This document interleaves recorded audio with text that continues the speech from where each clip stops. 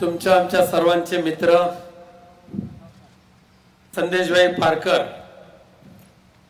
यांच्या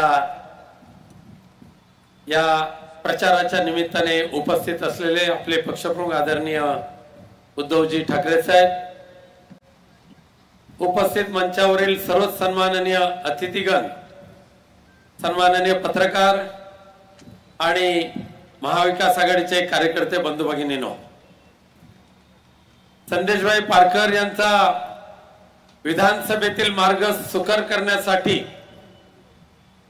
आज आपण एवढ्या मोठ्या संख्येने तुलसी विवाह समारंभ असताना सुद्धा उपस्थित राहिला, त्याबद्दल सर्वप्रथम तुम्हाला मी मनापासून आभार मानतो सर्वांचे।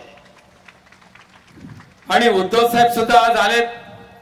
पहिली सभा सावंतवाडीला झाली, आता कणकवली नंतर मालवण आहे आपल्या वैभव नायकांसाठी। समोरचे सुद्धा हौशे गौशे नवशे नाचताय। आज खास करून साहेब आपल्याला आठवण करून देतो, इथे उपरकर जिजू उपरकर बसलेले आहेत।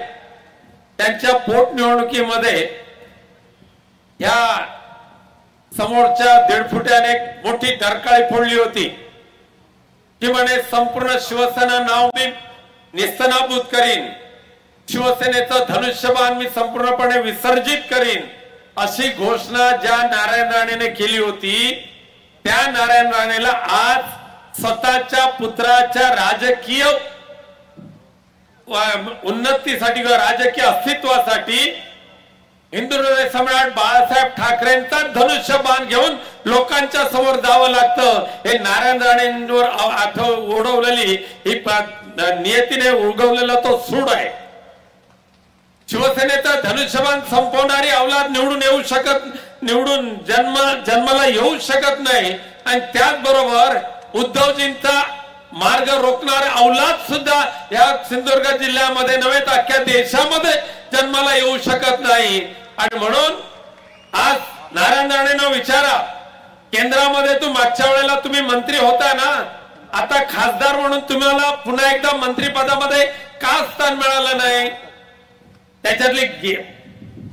त्याच्यातली मेक अशी आहे की नारायण राणे ज्या वेळेला MSME चे मंत्री होते केंद्रामध्ये, नरेंद्र मोदी साहेबांनी सर्वसामान्य लोकांच्या हितासाठी एक ग्रामीण भागातला माणूस म्हणून त्याच्याकडे हे मंत्रिपद दिलं।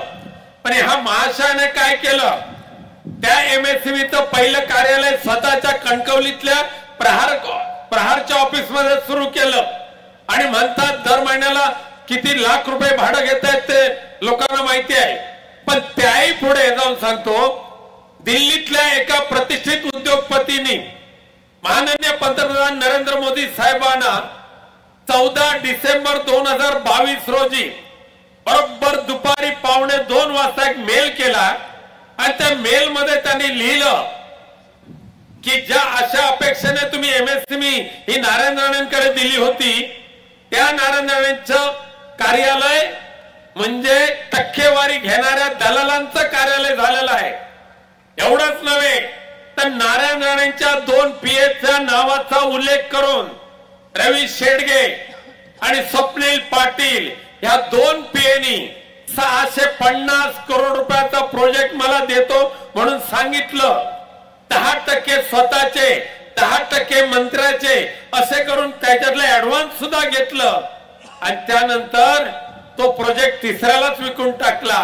पंतप्रधान महोदयांना विनंती केली, आपल्या अखत्यारीतील हे MSMEचं खातं भ्रष्टाचाराने बरबटलेलं आहे, आणि सुदैवाने पंतप्रधानांनी त्याची दखल घेतली। माहिती नंतर असं कळतंय की किमान 3,500 कोटीचा घोटाळा MSMEच्या खात्यामध्ये नारायण राणेंच्या कारकिर्दीत झाल्याचं उघड झालंय। म्हणून नरेंद्र मोदींनी यांना पुन्हा मंत्रिमंडळाचं कधी स्थानच दिलं नाही।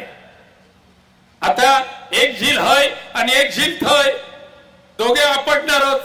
त्यांना तुम्ही आपटायला तयार झालेला असाल ही माझी खात्री असल्यामुळे मी संदेशला शुभेच्छा देतो, आणि उद्धव साहेब आपल्याशी आता संबोधित करणार असल्यामुळे मी माझ्या भाषणाला विराम देतो। धन्यवाद। जय जय महाराष्ट्र।